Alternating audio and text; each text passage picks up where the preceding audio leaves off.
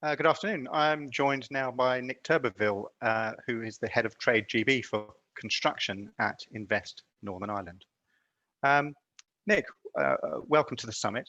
Perhaps you could start by saying a little bit about Invest Northern Ireland. It's not an organisation that all of our audience will necessarily be familiar with. And if you could say also about its involvement with the construction sector. Good afternoon, Lem. Yeah, happy to. Invest Northern Ireland is the economic development agency for Northern Ireland. We focus on foreign direct investment, the development of our client companies, and supporting both domestic and international trade. My role in particular is to identify projects on the GB mainland and promote them to companies from Northern Ireland. We support over 300 companies employing more than 19,000 people in the UK in the construction sector. Over the last number of years, that has represented a sort of annual export of 130 billion to GB, and we are projecting that that will be closer to 140 billion by 2022. We work closely with academia, centres of excellence, and support the companies with R&D projects and general industry development. Thanks, Nick. Obviously, it's been a year of turmoil in 2020. Looking ahead, what do you think the priorities for Invest Northern Ireland are going to be? Where do you see the industry heading over the next couple of years? Yeah, I mean, 2020 has been tough for everyone, and construction is absolutely no exception. We're continuing to support our companies through the tough time and hope that our focused efforts can help them trade out of the downturn. We welcome, obviously, central government's commitment to build by the whole sector, and we want to ensure that our companies are in the best possible position to capitalise on future projects. They need to ensure that they're ready for the digital advances the industry is making and continue to innovate. Over the last number of years, our companies have grown pretty rapidly, and we want to make sure that that doesn't slow down. If you look just at last month's Barber ABI league tables, in the top 50, 5 of our companies are represented, and that's for the month of October, and for the rolling 12-month period, 4 are in the top 50 as well. Our companies are working on over 1,000 projects in GB, from infrastructure JVs to 5-star hotels. This highlights our capability, our competitiveness, and the broad range of sectors in which we operate. Well, sounds like there's a lot more going on than perhaps people would initially suspect. What do you think the challenges are going to be from your perspective, and perhaps what are going to be the biggest opportunities going forward? Yeah, I think the challenges that we're most concerned about sit firmly in the supply chain. We need to ensure it remains healthy and it's supported by government, both at a national and regional level, and the main contractors. Trying to offer security and visibility of future pipeline and potential revenue is a massive challenge and critical to its survival. In terms of opportunity, the outlined publicly funded projects play a big part in this, as many commercial projects are being restructured or rethought, and even put on hold. We have some companies that have been heavily reliant on the cruise industry or the aviation industry, and the challenges there are plain to see. If you're working on the refit and refurbishment of cruise liners, where is that industry going? Is there even going to be a cruise industry on that scale for the next 5 years? Airports have suffered massive hits in revenue. Are there future plans for development and expansion and refurbishment realistic? And companies that have maybe been reliant on those areas need to refocus and make sure that they can be competitive in more traditional areas of construction. You touched on a couple of specific answers, specific sectors there in your answer. Can you highlight any other recent projects that Northern Ireland companies have been particularly proud of, been particularly noteworthy in their challenges, perhaps? Yeah, over the last few years, Northern Irish firms have delivered a broad range of projects for which they can be justifiably proud. These include, but aren't limited to, I'll touch on aviation. One that we're particularly pleased with was Lagan Aviation, resurfaced London City Airport's runway and taxiways on time, on budget, and very, very efficiently. Graham Construction have delivered Tilbury 2 port expansion, A138 Chelmer Viaduct, and the Lakeside Shopping Centre refurbishment. I think that was probably timely in terms of delivery. I wouldn't imagine that Lakeside are considering that size of project anytime soon again. McLaughlin and Harvey were involved in the food production facility at Heathrow, flood protection schemes in places as far away as Dundee. McAleer and Rush have, as well as their extensive hotel portfolio, have delivered Exchange Square 2 in Birmingham and number 3 Canalside Walk in Paddington. Pretty landmark buildings and away from their normal portfolio.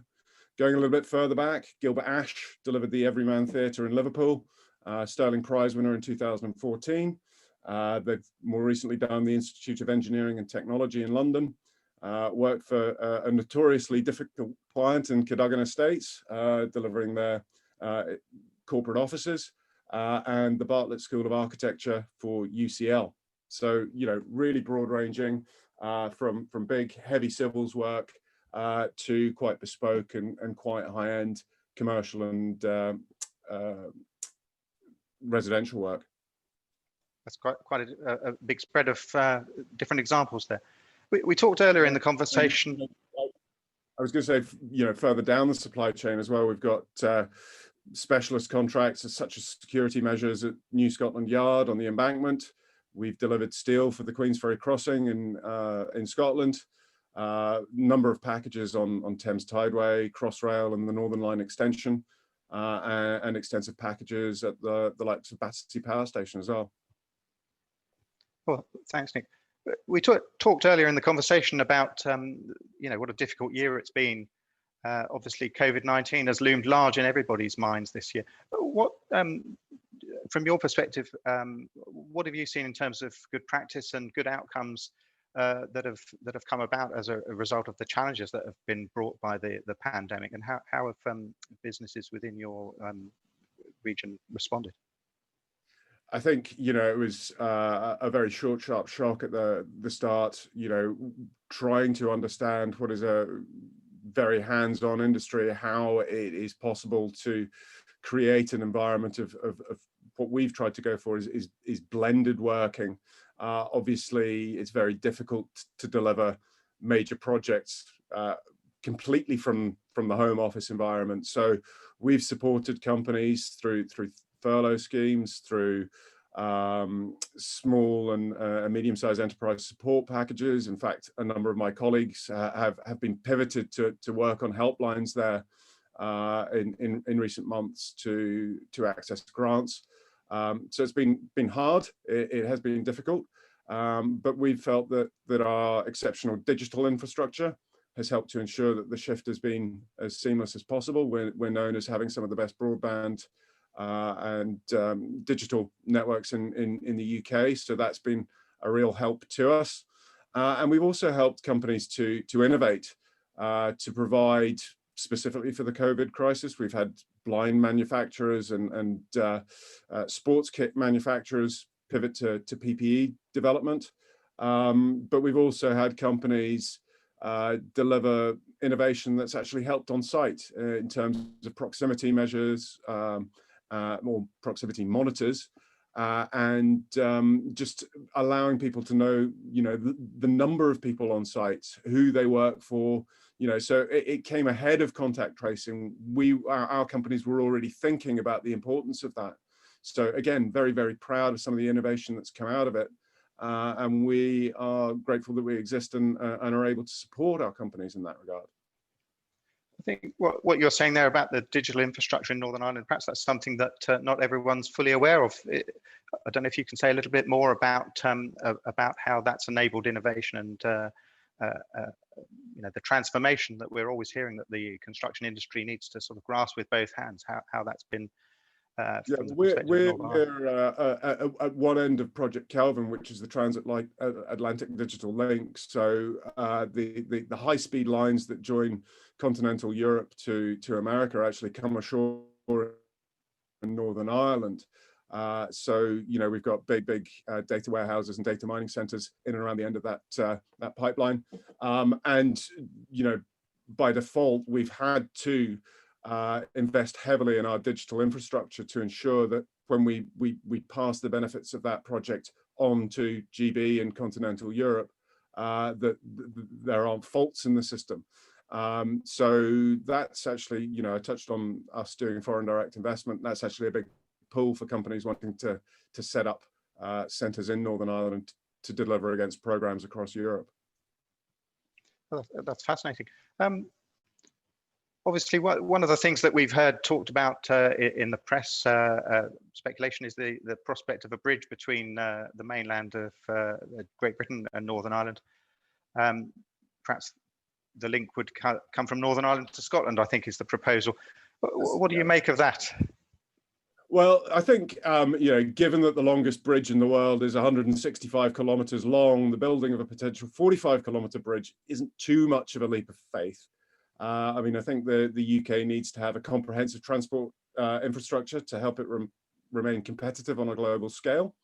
The main factors to consider here, I think, are the economic benefit. Would it provide economic benefit versus the overall cost? I think, our construction sector would welcome it because it could help showcase our engineering and construction talent on a global stage, provide economic benefit for the region, and as long as it's delivered in a timely manner, no massive overruns, it could be great.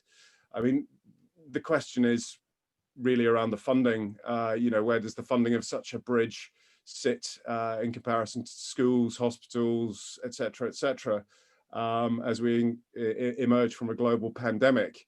I think that is probably better answered by my fellow economists rather than someone like myself, but I'd certainly like to see it, given that I live in Edinburgh and work for the Northern Irish government. It can make my trips over to Northern Ireland that little bit easier. Well, yes, that would be perfect for your commute by the sounds of it. Yeah. But yes, perhaps a long shot, that project. We shall see. You never know. You never know. Speak to Nick, the economists, but I welcome it personally. Well, indeed, yes, yeah. Well, Nick, that's been a fascinating tour of the topic, and I think a great exploration of how Northern Ireland is contributing to the UK construction sector in a way perhaps many of our audience won't be aware. But so thank you very much for sparing your time with us today. Thank you. Very helpful. Thank you.